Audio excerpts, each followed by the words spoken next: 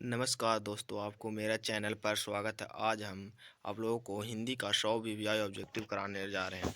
इसमें से अधिकतर क्वेश्चन आपको बोर्ड एग्जाम में देखने को मिलेगा, इसलिए सेशन को अंत तक जरूर देखिएगा। पहला नंबर क्वेश्चन है, सब पुराने अच्छे नहीं होते और सब नए खराब नहीं होते। यह पंक्ति जो है वो कालिदास ने कहते कि सब पुराने अच्छे नहीं होते और सब नए खराब नहीं होते। क्वेश्चन नंबर 2 है, लक्ष्मी कहानी का केंद्रीय पात्र कौन है? तो लक्ष्मी कहानी का जो केंद्रीय पात्र है वो दहते विश्वास। ऑप्शन नंबर ए सही होगा। क्वेश्चन नंबर 3 है, गुणवाचक विशेषण है, तो जो गुणवाचक विशेषण है वो अच्छा बुरा ये सब जो होता है गुणवाचक विशेषण होता है। ऑप्शन नंबर डी सही होगा। क्वेश्चन नंबर 4 है, स्वर संधि का उदाहरण नहीं है। स्वर संधि का उदाहरण नहीं है। स्वर संधि का उदाहरण नहीं है। स्वर संधि का उदाहरण यहाँ पर जो नहीं है वो है वाग्यपति। ऑप्शन नंबर डी सही होगा। क्वेश्चन नंबर 5 है, सदियों की ठंडी बुझी राख सुबह उठी मिट्टी सोने के ताज पहन इतराती है। यह पंक्ति जो है वो दिनकर जी के द्वारा दिया गया। ऑप्शन नंबर ए सही होगा। क्वेश्चन नंबर 6 है, पंडित बिरजू महाराज का जन्म जो पंडित बिरजू महाराज का जन्म है वो 1938 ईस्वी में हुआ था। पंडित बिरजू महाराज का जन्म। क्वेश्चन नंबर 6 है कि पंडित बिरजू महाराज का जन्म कब हुआ था? तो 1938 ईस्वी में। क्वेश्चन नंबर 7 है, अशुद्ध शब्द है। अशुद्ध शब्द जो है वो श्रृंगार है। ये जो अशुद्ध है ये सब ऐसे ही लिखा था, ये सब शुद्ध है और ये जो ऑप्शन नंबर इसका बी सही होगा। क्वेश्चन नंबर 8 है, मैक्स मुलर ने वर्ष की अवस्था में लीपजिंग विश्वविद्यालय संस्कृत का अध्यापक, तो वह 18 वर्ष के उम्र में लीपजिंग विश्वविद्यालय के संस्कृत के अध्यापक थे। क्वेश्चन नंबर 9 है, फ्रांस के प्रमुख कला केंद्र कहाँ है? तो फ्रांस का जो प्रमुख कला केंद्र है वो अविन्यो में उपस्थित है। ऑप्शन नंबर बी सही होगा। क्वेश्चन नंबर 10 है, जिस जीत में निरखता हूँ पाठ शीर्षक की कौन सी विधा? यह एक साक्षात्कार है। ऑप्शन नंबर ए सही होगा। क्वेश्चन नंबर 11 है, दुर्दांत मानवीय विशेषता का चित्रण करने वाला कविता है, तो हिरोशिमा कविता जो है वो दुर्दांत मानवीय कविता का चित्रण करता है। क्वेश्चन नंबर 12 है, अधर्म में कौन सा उपसर्ग होता है? अधर्म में अ उपसर्ग होता है। ऑप्शन नंबर ए सही होगा। क्वेश्चन नंबर 13, लिखाई में कौन सा प्रत्यय है? तो लिखाई में आई प्रत्यय होता है। ऑप्शन नंबर डी सही होगा। क्वेश्चन नंबर 14 है, अति सुदो स्नेह को मार्ग है जो जहीं नेकु श्यापक बाक नहीं। यह पंक्ति जो है वो घनानंद का दिया गया। ऑप्शन नंबर डी सही होगा। क्वेश्चन नंबर 15 है, नलिन विलोचन शर्मा का जन्म 1916 ईस्वी में हुआ था। ऑप्शन नंबर सी सही होगा। क्वेश्चन नंबर 16 है, हिंदी के आदि कवि जो है वो चंदरबाई थे। हिंदी के आदि कवि चंदरबाई थे। ऑप्शन नंबर ए सही होगा। क्वेश्चन नंबर 17 है, सावर दैया भाषा में सफल कहानीकार कहाँ? तो वह एक राजस्थानी कहानीकारक थे। क्वेश्चन नंबर 19 है, साहित्य के निर्माण में प्रतिभाशाली मनुष्य के जो है वो निर्णायक भूमिका होती है, और यहाँ पर जो खाली स्थान में होगा वो निर्णायक भरेगा। ऑप्शन नंबर बी सही होगा। क्वेश्चन नंबर 19 है, रंगप्पा था, तो रंगप्पा था वो जुगारी था। ऑप्शन नंबर ए सही होगा। जुगारी, रंगप्पा क्या था? तो जुगारी था। ऑप्शन नंबर 20 है, शुद्ध वाक्य क्या है? तो शुद्ध वाक्य यहाँ पर जो है वो रोटी ताजी है, क्योंकि रोटी स्त्रीलिंग है तो ताजी। ऑप्शन नंबर बी सही होगा। क्वेश्चन नंबर 21 है, लेखक के घर से मछली कौन खाता था? लेखक के घर में मछली जो है वो लेखक के पिताजी खाते थे। ऑप्शन नंबर बी सही होगा। 21 का बी। क्वेश्चन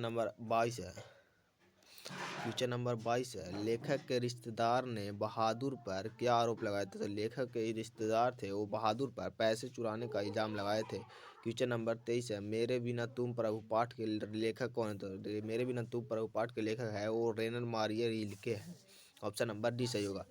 क्वेश्चन नंबर 24 है, तत्पुरुष समास का उदाहरण नहीं है। तत्पुरुष समास का उदाहरण नहीं है वो चौराहा है। यह जो है द्विगु समास का उदाहरण है। ऑप्शन नंबर इसका करेक्ट आंसर डी होगा। क्वेश्चन नंबर 25 है, अव्ययी भाव समास में जो है वो पूर्व पद प्रधान होगा। यहाँ पर खाली स्थान में पूर्व होगा। इसका ऑप्शन नंबर ए सही होगा। 25 का ए।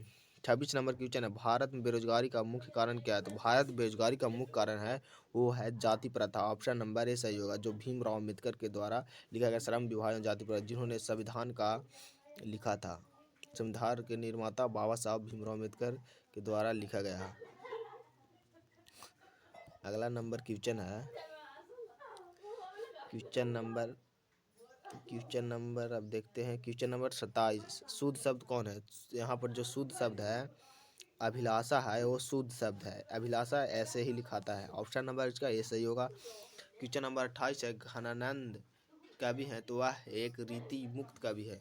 रीति मुक्त कवि है घनानंद।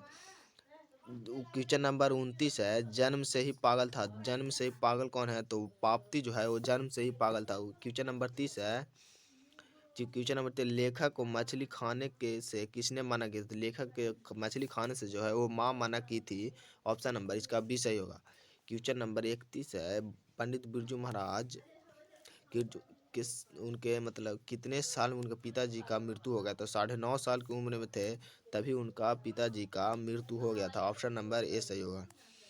क्वेश्चन नंबर 32 है, स्वामी विवेकानंद ने वेदांतियों को वेदांती किसे कहा है? स्वामी विवेकानंद वेदांतियों को वेदांती जो है वो मैक्स मूलर का कहा है। ऑप्शन नंबर सी सही होगा। क्वेश्चन नंबर 33 है, दही वाली मैगमा के लेखक कौन है? दही वाली मैगमा का लेखक जो है वो श्रीनिवास है। ऑप्शन नंबर ए सही होगा। क्वेश्चन नंबर 34 है, स्वर संधि का उदाहरण है। स्वर संधि का उदाहरण जो है वो अधुत्व है, वधुत्व है। ऑप्शन नंबर सी सही होगा। क्वेश्चन नंबर 35 है, ललित निबंध है। तो ललित निबंध यहाँ पर नाखून क्यों बढ़ते हैं, इसका लेखक जो है वो हजारी प्रसाद द्विवेदी हैं। बहादुर है, बहादुर जो है वो कहानी है। क्वेश्चन नंबर 36 है, नौबत खाने में इबादत के केंद्र में कौन है? तो यह बिस्मिल्लाह खां इसके केंद्र हैं, जिन्होंने लिखा है कविता को। क्वेश्चन नंबर 37 है, सर्वनाम का भेद है। सर्वनाम का भेद है संबंधवाचक सर्वनाम। ऑप्शन नंबर ए सही होगा। ये जो बी है वो संज्ञा का भेद है, ये भी संज्ञा का भेद है और ये भी संज्ञा का भेद है, इसलिए इसका करेक्ट आंसर ए होगा। सर्वनाम का भेद है वो संबंधवाचक सर्वनाम। क्वेश्चन नंबर 38 है, 3 बेटे की माँ कौन है? तो सीता जो है वो 3 बेटे का माँ। ऑप्शन नंबर बी सही होगा। क्वेश्चन नंबर आगे देखते हैं। क्वेश्चन नंबर 39 है, क्वेश्चन नंबर 39 है, क्वेश्चन नंबर 39 है, निम्नलिखित में कौन सर्वनाम कौन है? तो यहाँ पर वह जो है वो सर्वनाम है। क्वेश्चन नंबर इसका ये सही होगा। क्वेश्चन नंबर 40 है, रामधारी सिंह दिनकर रचित पाठ है। रामधारी सिंह दिनकर जो रचित पाठ है वो जनतंत्र का जन्म है। ऑप्शन नंबर इसका बी सही होगा। क्वेश्चन नंबर 41 है, द्वंद्व समास का उदाहरण। द्वंद्व समास का उदाहरण वो दिन रात जो है वो द्वंद्व समास का उदाहरण है। ऑप्शन नंबर सी सही होगा। 43 नंबर की द्रव्यनामवाचक संज्ञा कौन है? तो तेल जो है वो द्रव्यमानवाचक संज्ञा है, क्योंकि यह द्रव्य होता है। क्वेश्चन नंबर 43 है, सरहपाद की कृति क्या है? तो सरहपाद की कृति जो है वो दोहा कोश है। सरहपाद की कृति जो है वो दोहा कोश है। क्वेश्चन नंबर 44 है, बाबा साहब भीमराव अम्बेडकर का जन्म किस राज्य में हुआ था? बाबा साहब भीमराव अम्बेडकर का जन्म महू मध्य प्रदेश में हुआ था और उनका जन्म हुआ था 14 अप्रैल 1891 ईस्वी को। 14 अप्रैल 1891 ईस्वी को इनका जन्म हुआ था और मृत्यु हुआ था 1956 ईस्वी को। ये बरमाल सब क्वेश्चन पूछा जाता है, इसलिए सबको याद रखिएगा। क्वेश्चन नंबर 45 है,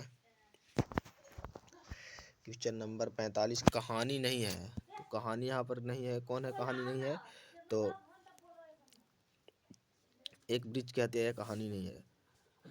क्वेश्चन नंबर 46 है, रामधारी दिनकर का जन्म किस जिले में? तो रामधारी दिनकर जो है वो बेगूसराय जिले में इनका जन्म हुआ था। 47 नंबर के निम्न कौन विशेषण का भेद नहीं है? तो प्रविशेषण है जो यह विशेषण का भेद नहीं है। क्वेश्चन नंबर 48 है, तार सप्तक का संपादक किया था।